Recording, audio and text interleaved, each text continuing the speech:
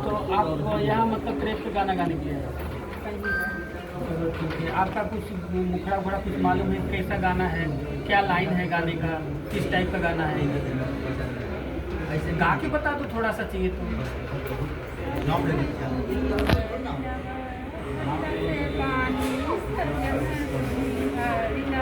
अच्छा यही आपका गाना है, चलिए ठीक है। और आप मतलब पहली बार गाए हैं इसलिए मतलब आप लोग लजा रहे हैं, शर्मा रहे हैं, तो कोई बात नहीं है। आप लोगों को मन भावती ऑफिशियल, ये आपके चैनल का नाम है। चलिए ठीक है, बहुत अच्छा लगा आप लोगों से मिलके। और ये दोनों सहेली एक साथ में मतलब बड़ा ही संजोग की बात चल रहा था कि पूनम मिश्रा जी आ रही हैं गाना रिकॉर्ड करने के लिए, तो दोनों जन का साथ में गाना रिकॉर्ड हुआ है। और आप सभी दर्शकों से निवेदन है कि दोनों बहनों का आप सभी लोग सपोर्ट करिए दिल से, और चैनल को सब्सक्राइब करिए, ढेर सारा दुलार प्यार दीजिए। फिर मिलेंगे आपसे हम सभी लोग नेक्स्ट वीडियो।